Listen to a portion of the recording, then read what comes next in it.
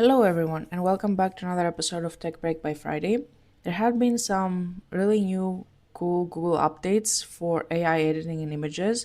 For all of you who know Matt Wolf, you might have seen one of his videos about the LLM arena. So there was a new model that was released in the LLM arena, and it was called Nano Banana. No one knew who it was until a couple of days ago, and it was the number one in the AI editing and image generation category. And apparently, it seems that the Google DeepMind team actually released this model in the arena, and it ranked first out of many competitors. So let's see why users seem to be really satisfied with these results and what Nano Banana can do for us. So first of all, let's take a look where you can find the model Nano Banana. So basically, you can log in into Google AI Studio, and you can choose the Gemini native image model, the 2.5 Flash. You can upload your own photo if you want to edit an existing photo, or generate a photo first and then edit it like this. So what you can do is you can ask Gemini with like really specific prompting to edit your picture in real life. And if you actually take a look into the Substack blog that I have put a link below, you will see the demo that the Google DeepMind team did, and they actually like made one of their friends, one of their colleagues, wear a banana costume, which I think it's kind of funny. So why not? So what is unique compared to like other tools out there? So you can edit now images via natural language prompts, and it has become a lot easier than doing it in Photoshop or Canva. In this case, like, it's actually really good if you are really specific. Like, if you actually specify what you want to edit out of the picture or edit into the picture, it does like a really cool job. You can also have multiple edits that preserve your face and characteristics or details and backgrounds from your picture. If you remember some time back, you weren't able to do that because you made your first edit and then you requested the second edit from your model. But what happened was that your face got blurred or your characteristics got changed. The whole like picture was a bit changed without no reason. So you didn't just edit the part that you want, you basically changed the whole picture again. So another cool thing is that it's available in the Gemini AI app and into the AI Google Studio. You can also use its API if you are a developer and you're interested into generating applications with it. I have seen also some really cool people that they have done some mockups around it. So I would say it has been adopted by the developer teams, and it can blend really nicely and combine color palettes from other pictures. This was something that I was really not expecting so much, and I have a reason why this is a cool feature for a later use case. But basically, you can take color palettes and match them into your new photos or pictures that you want to change background or characteristics. So let's talk about the performance and the market position that this model has and what that means for Google, basically. So what sets Nano Banana apart from other competitors is its vast world knowledge database. So the model doesn't just generate images, it reasons about them. For example, when asked to create an image of a lasagna that has been cooking in an oven for 4 days of 500 degrees, Nano Banana produces a realistic, burnt smoked file disaster, like it's totally a disaster, whereas other models such as Midjourney, for example, would simply generate an appealing, perfectly cooked dish. So you can understand that the other models lack in that because they don't understand that if you cook something for like 4 days, it will definitely not become like smoked cooked dish. But yeah. So as I mentioned before, its LM Arena dominance has achieved remarkable success because it has been tested on independent benchmarks. The it holds the top position at the moment with an ELO of 1,362, significantly outperforming competitors including GPT-4o, Gwen Image Edit, and various Flux models. In text to image generation, it consistently ranks among the top three models globally at the moment. So, another thing that I would like to mention is its speed and efficiency. The model delivers exceptional performance metrics, generating high quality images in under 2 seconds with throughput rates of approximately 120,000 pixels per second. This speed advantage, combined with its quality output, positions it as a strong competitor to both OpenAI offerings and specialized image generation tools like Adobe Photoshop or Canva. It has a competitive landscape, as we would say. Like the AI image generation market has become intensively competitive. While OpenAI's ChatGPT boasts over 7 million weekly users, Google's Gemini reported 450 million monthly users as of July 2025.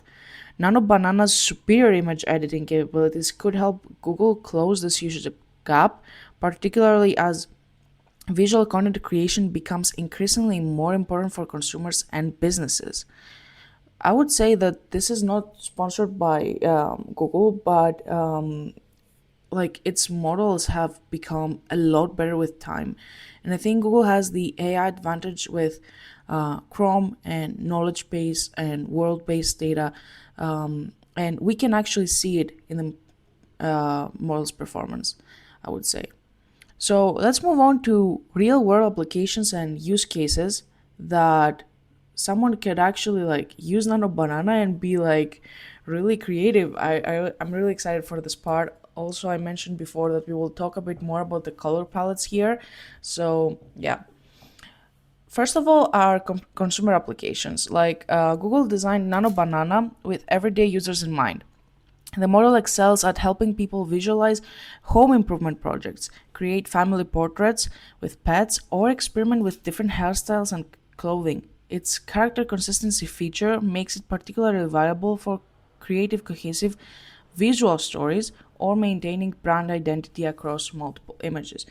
So here was the thing that I wanted to mention the most. So I have seen some people doing home renovation mock-ups of their apartments with ChatGPT actually, and I always thought that it was not the best output, but it was a really cool use case. Now I have seen that like Nano Banana can actually take a picture and be so cohesive with it and the edits that basically it would make it the perfect tool for someone that wants to design their house or their home improvement projects, whatever, DIY projects, and actually visualize in the space. It would be, I think, a huge money saver for people. Like, you all know how expensive home improvement projects can be. Professional and commercial use. For businesses, Nano Banana offers significant advantages in product visualization, e commerce, photography, and marketing materials. The model can generate multiple product shots with a single image, create lifestyle context for products, or adapt existing visuals for different marketing campaigns. And all of this while maintaining brand consistency. So, this is something that I think a lot of business creators will probably use in the future a lot, and this has to do with the fact that you don't need to take multiple shots anymore if you can actually edit them a bit better. I would also say that it's really cool if you can create from one shot that you take multiple marketing materials and you can reuse them, especially with the frequency that we now need to post as businesses on social media.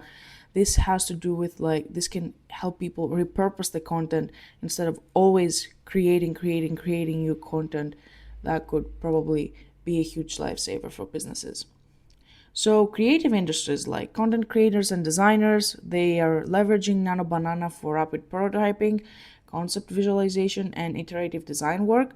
The model's ability to understand complex creative directions and maintain visual consistency across multiple iterations make it particularly valuable for creative workflows that previously required extensive manual editing.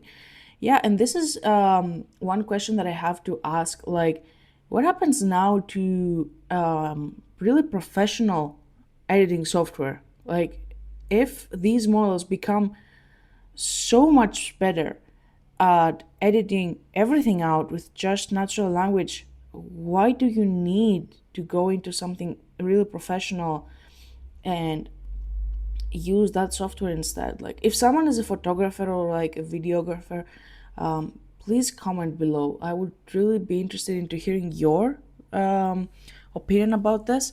I just think that if something like it, as friction is removed out of this software, then I don't know why would what would be the advantage in that. Or they would also start using AI models. I'm not sure. I'm just speculating here, but could be. So let's move on into technical architecture and safety measures that we need to take into consideration as we talk about these models. So Nano Banana is built on Google's Gemini 2.5 Flash architecture, as I mentioned before, which provides native multimodal understanding. This foundation enables the model to process text, images, and their relationships more effectively than models that treat these as separate inputs. The safety and ethical considerations uh, in this case. So, Google has implemented comprehensive safety measures in response to previous controversies with AI generated images. For example, all images created by Nano Banana include a Synth ID digital watermark, and it's both visible and invisible to clearly identify them as AI generated content. The system also includes safeguards against creating inappropriate content through these protections and have been more carefully balanced than previous iterations.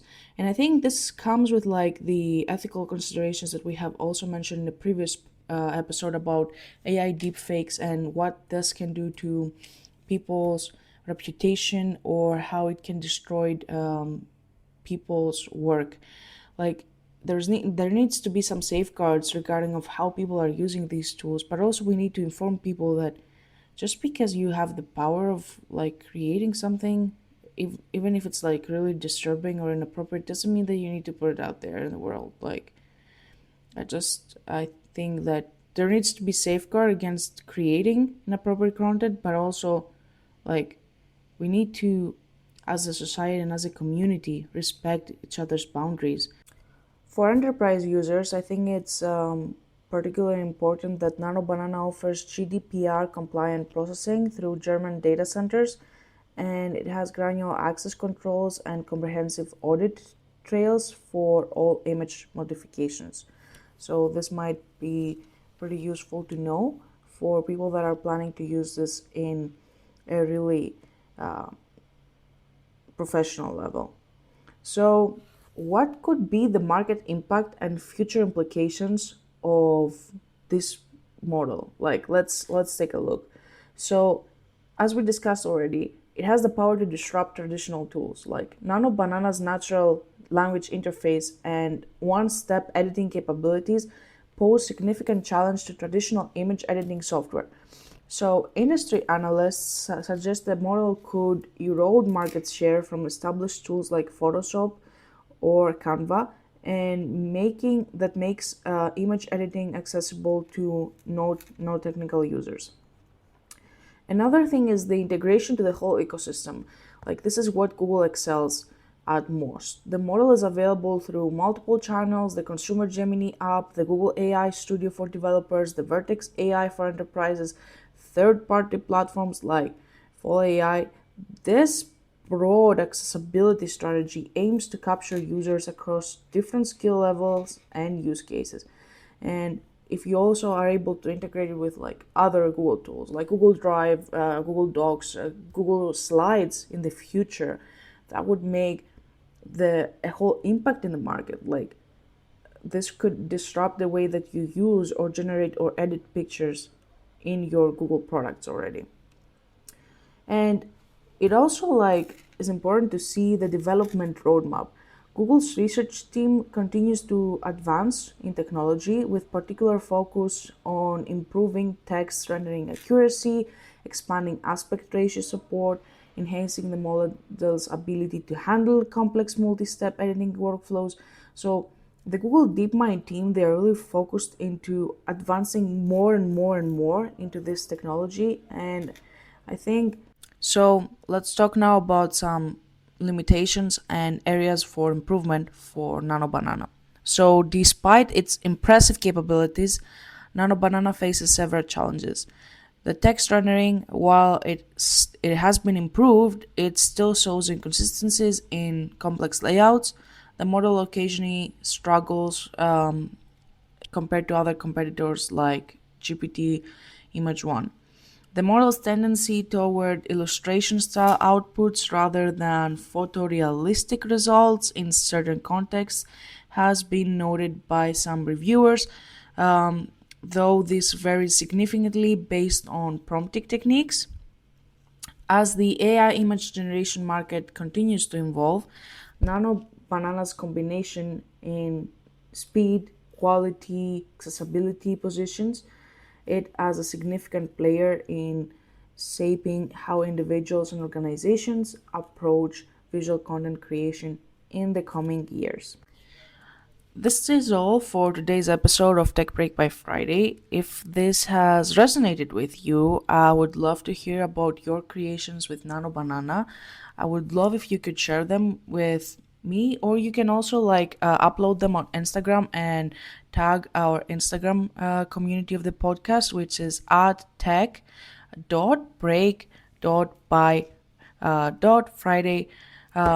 On Instagram, you can find us or email us at techbreakbyfriday@gmail.com. So I would love to see your creations or your edits of your pictures. Maybe you can review them and let me know what you think. And until next time, keep questioning, keep learning, and keep building. So, I would also like to make an announcement here. If you've been getting value from this podcast, here's something that I would really like to tell you. If you want to take your learning to the next level, I am launching a school community that it's called the AI Advantage Club. So, if you want to get more content or you want to work alongside me and other people who are like really AI enthusiasts or entrepreneurs that they are really passionate about AI, this is the place for you to be. You get daily implementations from real businesses and you can get direct feedback on your ideas if you have something cool working on. And we also have weekly live Q&As. I will be there to answer most of your questions, and if you have more business questions, maybe other business people will be there. Hope the time fits everyone, but if it doesn't, we can always schedule it up at another time to fit everyone. Like, I would personally be networking with other people and take care of the community, and I would love to see you there, because in the world that we have so much content and so much information available online, it's not about consumption anymore, but it's about getting value from what we are doing. And I would like to see your business or AI projects build and go to the next level. Thank you very much, and hope to see you inside the school community.